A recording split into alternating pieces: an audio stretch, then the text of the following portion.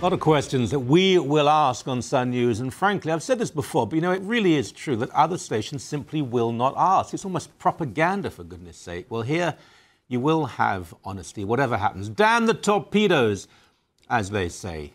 Well, now in the Middle East, Mubarak is gone, Gaddafi is very much gone, Tunisia has been transformed, liberation, democracy. Well, how's the Arab Spring going for you? Not particularly well.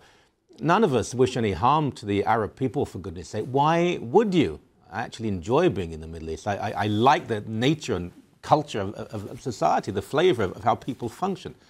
But look at what has happened. It's one person, one vote, one election. It's going very badly indeed. When a vacuum was created, when these dictators, and they were dictators of varying degrees of nastiness, some relatively benign, but all dictators, but when they created the vacuum and they left, was it going to be filled by secular liberal democracy? I mean, be realistic, people, please. Do you know this region? Do you read? Do you travel? Of course not. As with Russia in 1917, when you had liberal parties and democratic parties, who actually formed the government? The smaller party, the Bolshevik party, because those people were activists, activated, active. They were determined. Well, in the Middle East, the Bolshevik Party, no, it's the Muslim Brotherhood. They've campaigned for years. They've been going around now for what, 30, 40, 50 years. They know what they're doing, and they will form equally dictatorial governments. But as with the Shah in Iran, he had a secret police, probably about 300 or 400 people. The secret police now, under the Ayatollahs, multiply that by 500. They're everywhere. They're worse than their secular rivals. It's not looking good anywhere in the Middle East right now. And this has to be said. It is because of the nature of Islam. I don't say that. Their holy books say that. Their leaders say that. I remember one of the first times I'd reported in the Middle East, and I've been there many, many times now, and this was in Lebanon. And I was relatively naive.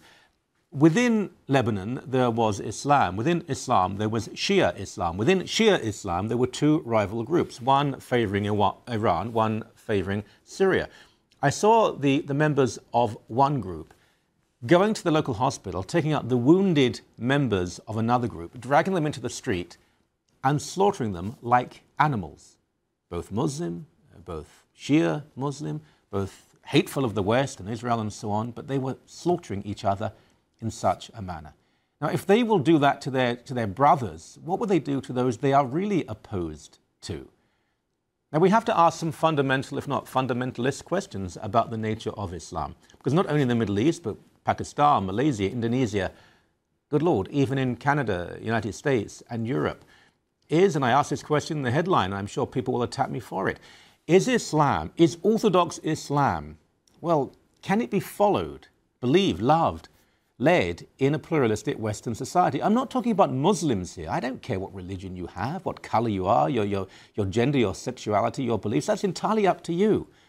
It's those who believe and embrace orthodox Islam. Is it really a tolerant religion?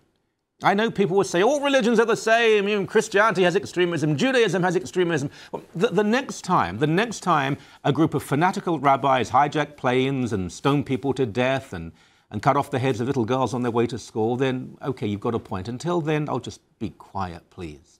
We have to ask very important questions, even if they dent our rigid liberal sensibilities. A future Western world with an ever-growing Islamic community, will that be one that is safe for minorities, for women, for gay people, for Jews, for Christians, for atheists? Yes, you, the very people who will go on those demonstrations and marches, the feminists and the gays and the atheists, supporting Iran. Do you honestly believe you will be tolerated, protected, embraced in an Islamic society? On the show, what we're going to do is speak to people from all over the Islamic world and beyond it, people from Egypt, Muslims from Pakistan who now live in Canada, those who are experts on the Muslim Brotherhood. What is really going on and what should we really know? Now, I'll say this again just as we end this monologue. You won't hear this, you won't read this, you won't see this, Globe and Mail, CBC, Toronto Star. I'm not accusing those people, but I think there's a combination of ignorance, a sort of suburban banality, and cowardice. Because it can be quite scary at times to ask these questions. I'm threatened. Many of those who present shows on this network are threatened. And that really doesn't matter at all, because in the end, truth has to be stated, truth shouted sometimes to power, and the results will be what they will be. I will continue tonight and again and again and again to speak my mind.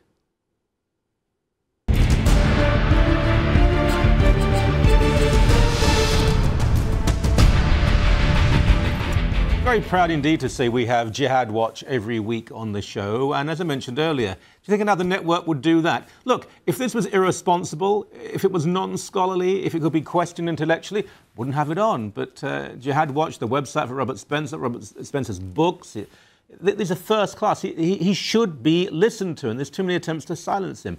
Bring him back for this sort of end of year roundup, I suppose. Robert, welcome to you as always. Always a pleasure, Michael. Thank you. Thank you. Now, let's talk in general terms here about Islam. I think one of the most fundamental points that we have to deal with is the difference between people who may have been born Muslim, who may have a vague attachment to the Islamic faith, and those who are genuine adherents to orthodox Islam. There's a radical difference there, surely. There's a radical difference, and this is a source of endless confusion, Michael. And I think that a lot of it is willfully encouraged and abetted by Islamic supremacist groups in North America and Europe. The fact is that it's really a very easy distinction. There are the teachings of Islam, and then there are the human beings who practice Islam. Every human being has a variety of influences, priorities, perceptions, and so on. And so you cannot say about Muslims any more than you can say it about Christians or Jews or Hindus or Buddhists, that if the teachings of the religion teach something, then therefore this individual who practices the religion holds to that belief. It simply cannot be done. There's the spectrum of belief, knowledge, and fervor among Muslims as much as there is among anyone else. It's like, take, for example, in the Roman Catholic Church, obviously the Catholic Church teaches that contraception is immoral, and yet survey after survey shows that most Catholics contracept. This doesn't mean that the teaching is changed, or that it's different, or that it doesn't matter, or that it's not there. But it simply means that that a majority of Catholics, if these polls are accurate, have chosen to ignore or disobey this teaching. Now, it's the same thing in Islam. Islam teaches warfare against unbelievers and their subjugation. The Quran is clear about that. Muhammad is clear about that. Every school of Islamic jurisprudence is clear about that. It is not really a matter of dispute to anyone who's honest. But there are Muslims in the world, many, many millions of Muslims, and for this we can be grateful, who would rather raise a family and have a job and have a quiet life, and they don't want to wage war against unbelievers, and they have no intention of ever doing so. The distinction is between the beliefs, the teachings of the religion, and the way in which any individual may or may not put it into practice. Now, I think this is a central point here, because people have committed terrible crimes in the name of Christianity. But if we understand Christianity, Jesus was not a warlord. He wasn't a sadist. He didn't marry little girls. He was the Prince of Peace, a man of peace. Turn the other cheek. He wasn't a pacifist. He said there's a time to carry a sword against a mugger on the road. So there is such a thing as a just war. But if you murder someone, if you're intolerant of people, this is in spite of your apparent Christianity. Islam, however, we can argue the same thing, that if you do tolerate others, if you do say all religions have a valid place in society, that is actually contrary to Islamic teaching. Yes, that's quite so. It's kind of paradoxical that Christians, as much as every other human being in the world, they have all done evil, and Christianity has been invoked as the justification for that evil on occasion. But that is against the plain teachings of the New Testament, of Christ himself, and of the various churches throughout history. Whereas in Islam, the teachings are of warfare, hatred, and intolerance. And so Muslims who are tolerant and loving and peaceful are going against the clear teachings of their religion. Now, there was, perhaps we simply didn't know the Islamic war, but there seemed to be a time when we heard little from Muslim countries. Today, though, barely a day, certainly a week, goes by without another demonstration and violence and threats and intimidation. Quite so. And there's a variety of reasons for this. One of the main ones is that in Islamic law, it is taught that you should not wage jihad if you have no chance of winning and if the enemy has more than twice your strength. Now, obviously, 100 years ago, the Western civilization as an idea, as well as Western military might, was much more confident and much stronger than it is today. Today, Western military might may be strong, although that's waning, but certainly Western self-confidence in our own values and civilization is probably at the lowest point it's ever been.